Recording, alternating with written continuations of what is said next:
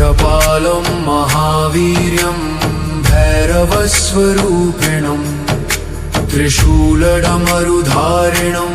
वन्देऽहं भक्तवत्सलम्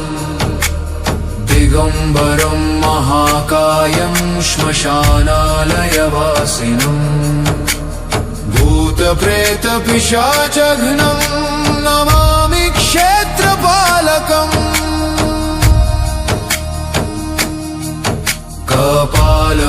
कपालमालाभरणं जटामण्डलमण्डितं नीलकण्ठं कृपानिधिं भजेऽहं क्षेत्रपालकम्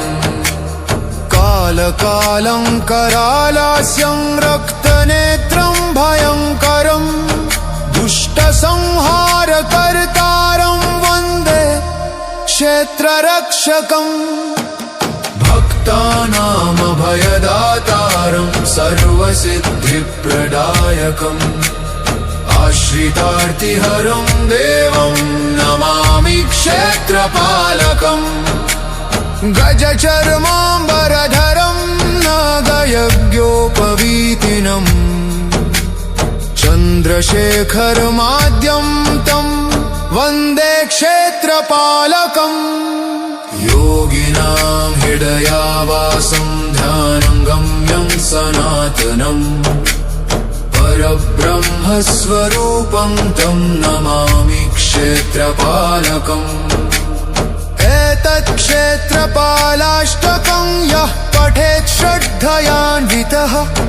तस्य क्षेत्रे सदा रक्षां कुर्यात् क्षेत्राधिपः प्रभुः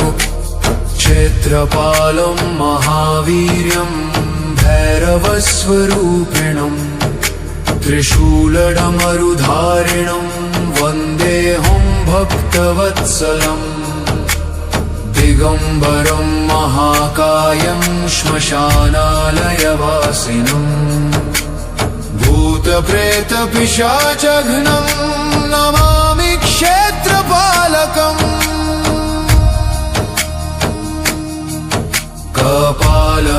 कपालमालाभरणं जटामण्डलमण्डितं नीलकण्ठं कृपानिधिं भजेऽहं क्षेत्रपालकम् कालकालं करालास्यं रक्तनेत्रं भयङ्करं दुष्टसंहारकर्तारं वन्दे क्षेत्ररक्षकम् भक्तानामभयदातारं सर्वसिद्धिप्रदायकम् आश्रितार्तिहरं देवं नमामि क्षेत्रपालकम् गजचर्माम्बरधरं नागयज्ञोपवीतिनं चन्द्रशेखरमाद्यं तं वन्दे क्षेत्रपालकम् योगिनां हृदयावासं ध्यानं गम्यं सनातनम् परब्रह्मस्वरूपं तं नमामि क्षेत्रपालकम् एतत् क्षेत्रपालाष्टकं यः पठेत् श्रद्धयान्वितः तस्य क्षेत्रे सदा रक्षां कुर्यात् क्षेत्राधिपः प्रभुः क्षेत्रपालं महावीर्यं भैरवस्वरूपिणं त्रिशूलडमरुधारिणं वन्देऽहं भक्तवत्सलम् दिगम्बरं महाकायं श्मशानालयवासिनं भूतप्रेतपिशाचघ्नं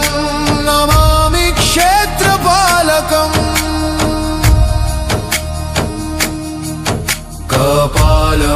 कपालमालाभरणं जटामण्डलमण्डितं नीलकण्ठं कृपानिधिं भजेऽहं क्षेत्रपालकम् कालकालं करालास्यं रक्तनेत्रं भयङ्करं दुष्टसंहारकर्तारं वन्दे क्षेत्ररक्षकम् भक्तानामभयदातारं सर्वसिद्धिप्रदायकम् आश्रितार्तिहरं देवं नमामि क्षेत्रपालकम् गजचर्माम्बरधरं नागयज्ञोपवीतिनम् चन्द्रशेखरमाद्यं तं वन्दे क्षेत्रपालकम् योगिनां हृदयावासं ध्यानं गम्यं सनातनम् परब्रह्मस्वरूपं तं नमामि क्षेत्रपालकम् एतत् क्षेत्रपालाष्टकं यः पठेत् श्रद्धयान्वितः तस्य क्षेत्रे सदा रक्षां कुर्यात् क्षेत्राधिपः प्रभुः क्षेत्रपालं महावीर्यं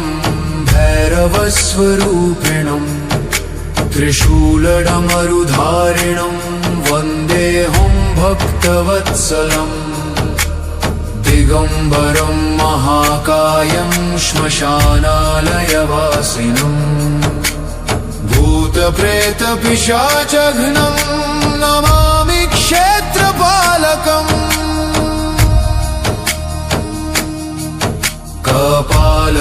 कपालमालाभरणं जटामण्डलमण्डितम् नीलकण्ठं कृपानिधिं भजेऽहं क्षेत्रपालकम् कालकालं करालास्यं रक्तनेत्रं भयङ्करम् दुष्टसंहारकर्तारं वन्दे क्षेत्ररक्षकम् भक्तानामभयदातारं सर्वसिद्धिप्रदायकम् आश्रितार्तिहरं देवं नमामि क्षेत्रपालकम् गजचर्माम्बरधरं नागयज्ञोपवीतिनम् चन्द्रशेखरमाद्यं तं वन्दे क्षेत्रपालकम् योगिनां हृदयावासं ध्यानं गम्यं सनातनम् परब्रह्मस्वरूपं तं नमामि क्षेत्रपालकम् एतत् क्षेत्रपालाष्टकं यः पठेत् श्रद्धयान्वितः तस्य क्षेत्रे सदा रक्षां कुर्यात् क्षेत्राधिपः प्रभुः क्षेत्रपालं महावीर्यं भैरवस्वरूपिणम् त्रिशूलडमरुधारिणं वन्देऽहं भक्तवत्सलम् दिगम्बरं महाकायं श्मशानालयवासिनम् भूतप्रेतपिशाचघ्नं नमामि क्षेत्रपालकम्